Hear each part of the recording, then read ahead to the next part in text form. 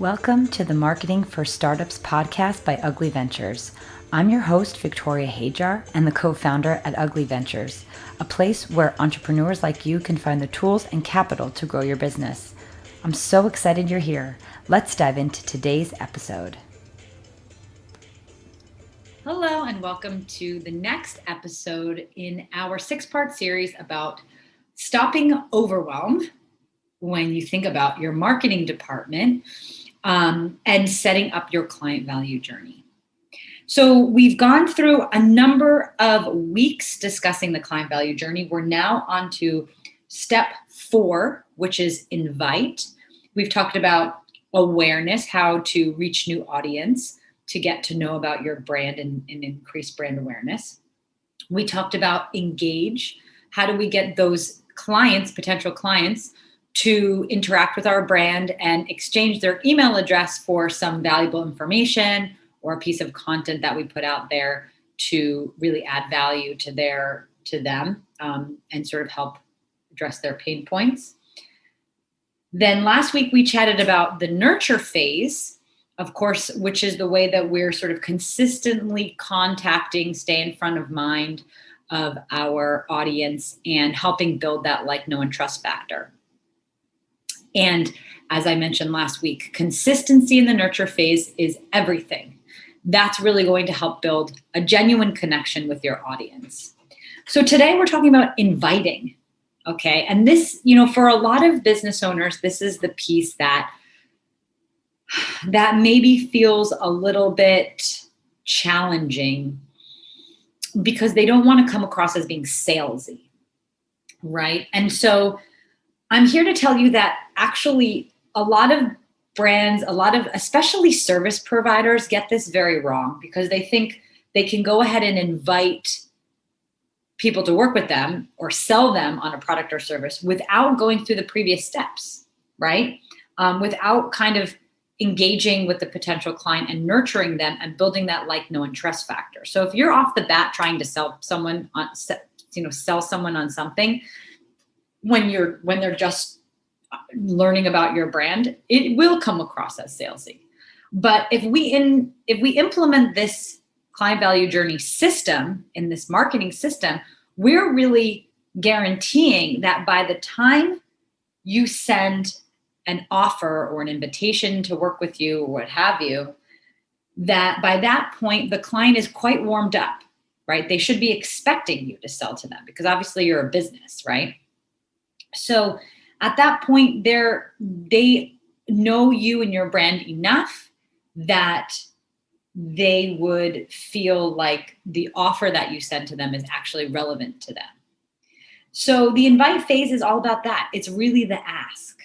So if you're a brand that has a product, this could be, as simple as showcasing a new product, a new collection, a new color, or what have you. And then, buy now, asking for the sale. If it's a product or service, it could be an actual invitation to sort of try your product, book a demo, make a call. You want to kind of, in a good balanced way, have sort of added value content with actual tangible invitations to actually buy your product or service. And at this point, when a client is on your email list and they've been sort of receiving emails from you and they know what you and your company does, it's the perfect time to actually start pushing a little bit harder, to actually be a little bit more salesy, so to say, because it's not coming from left field. What makes people really uncomfortable is getting those sales pitches from left field and also if it's totally not relevant to what they need or want. So all of these steps we went through ensure that is really what that you've connected to the right people who have raised their hand and said, yes, I'm interested in you and your business. So let's talk about ways that we can actually invite clients to take the next step with us or to go further down the journey, the buyer's journey. So if you are a company that is doing more B2B, for example, and you're trying to get people to book a call or book a demo, then you're going to want to put a campaign. And I would say to plan at least once a quarter, like a larger campaign that's really sales focused campaign. So let's say your objective is to get people on a sales call. Then in addition to all of the added value content that you put through on a consistent basis through your email communication, that you're going to create one campaign a quarter that's going to be perhaps more targeted to getting people through like a little sales funnel to book a call. So maybe that could look like, okay, you have your regular newsletter, but once a quarter you have an email drip campaign that comes from your VP of sales, for example, talking about like specific case studies on how your product or service helps businesses get from A to B, or a little bit more information on your product or service, right? The content a little bit more focused on actually what you're doing rather than more generalized added value content. And you could drip out a couple of these messages, kind of saying to book a call, sending a calendar link to book a call, sending reminders to do that, creating a sense of urgency around booking that call. Like perhaps you're opening up for,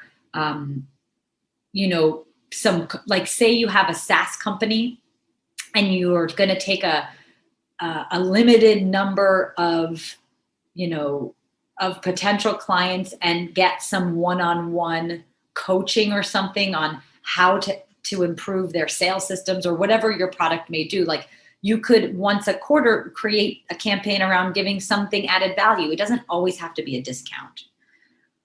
Again, a lot of product services kind of get into this rhythm of just like always offering discounts, right? So it's like every major holiday they have a sale.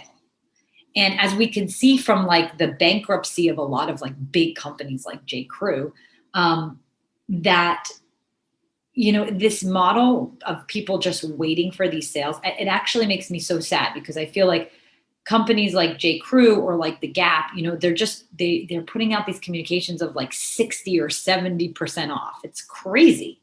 And those are always coming through. If you get the email for any of those brands, they're always every couple of weeks advertising 40, 50, 60, 70% off sales because they've trained their audience to just buy during sales. And of course they've like adjusted their profit margins were like, they're not losing money in any way. It's actually not that exciting of a sale, probably at the end of the day, but they've trained their audience to just always look for sales. But I would say that, if you want to do a sales model, I would choose like one time per quarter. If you're going to pick a holiday, pick like one major holiday that you're going to put some kind of special or sale around. And it doesn't always have to be a straight discount. So we're talking about inviting clients, right? So launching like a sale or promotion is a way of inviting, right? A way of pushing people to actually complete the purchase, make the purchase with you. And so I would just say like, there's a lot of other ways that you can do this that's not just like a percentage off. You could offer free shipping, right? On a certain amount but now free shipping actually more or less is standard practice. People really expect it. But you can offer like an upgraded service. So the example that I pulled was from Stitch Fix, which is a clothing subscription service. And Stitch Fix, like what they do is they match you with like your own stylist, right? So how cool is that? You have your own like personal stylist. I don't know what their backend looks like, but they probably have that down pretty solid. They use a lot of like AI to sort of generate and match kind of what style you would like, which is really great. They're actually a very data-driven company. But some of the communications I get from them during the course of the year is like to have conversations with your stylist, right? It's an invitation. It's a sales call, more or less, but as it's positioned, you don't feel like it's a sales call, right? You feel like it's, I'm just having like a touch base session with my stylist. And it's super clever because once you start talking to the stylist, they're very like focused on the questions that they're asking and really trying to help you to get, your fashion needs satisfied. But it's a creative way to sort of push people to actually complete the purchase. right? And I'm just wanting to say that it doesn't always have to be just a sale or promotion. So this is really the big takeaway. This is a shorter episode, but if you could just digest one thing is sort of, let's look at sort of the quarter, or if you want to do things more frequently, you can do it by the month. I would suggest kind of a bigger, more salesy push campaign per quarter. And then your work becomes like, how creative can we get in inspiring people to make the purchase, right? Especially if we don't have something new to share. And this becomes, a real practice in creativity, because you can relaunch things that are old, but just show them or present them in a new light. So a really good tip, marketing tip for everyone is, if you have products that are old, but you could somehow group in a new way, this is a way of sort of repurposing or refreshing your product offerings and communicating in a new way that can actually drum up excitement. So the easiest way to say this is sort of, let's say that you have a clothing company or a sunglass company, right? You have a sunglass company as one product, and you're not making new designs. You have like the same 5 or 6 designs, and you're just selling it to the same people all the time. And maybe it feels a little bit boring. But maybe like around Valentine's Day, you could pull all your styles that are red or have part of red pattern. And then you create a whole campaign around Valentine's Day and these products that are red or pink. And it kind of makes sense, right? Or you can do the same for like Christmas or summer coming or whatever. And you can kind of just craft the message a little bit that presents something that's old in a new way, because it's always easier to capture people's attention with a new message. But that's where the creativity comes into play. So I challenge you with a little bit of homework this week is in inviting your clients to actually make the purchase. If you wanted to actively sell to them a little bit harder, right, than normal, right, than just saying, hey, we're here, right? You want to be a little bit more proactive. I want you to just sit and brainstorm like 5 to 10 ways that you could possibly think outside the box, inspire or encourage people to make the purchase and go a little bit further down the buyer's journey with your brand. If you're looking for ideas or anything, please don't hesitate to DM me. I'm always happy to bounce ideas off of my community. And remember, this is the part that, if you haven't been able to get the traction that you wanted in terms of revenue goals, it's probably because you're not actively selling as much as you should. And this stage of the buyer's journey, of the client value journey, is all about becoming a little bit more focused and intentional about making, asking for the sale, right? We all need to make sales in our business in order to survive, and customers know that.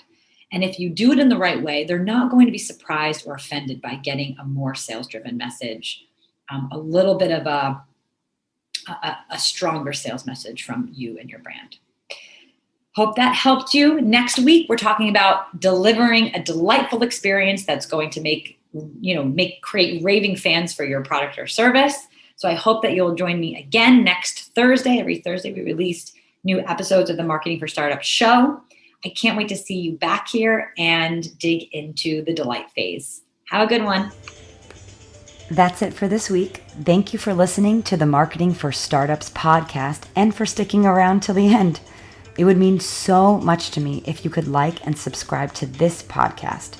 It's a great way of telling the world that this podcast has content worth listening to. And remember, you could always reach me at LinkedIn at Victoria Hajar or at uglyventures.com. Thanks for listening. Until next week.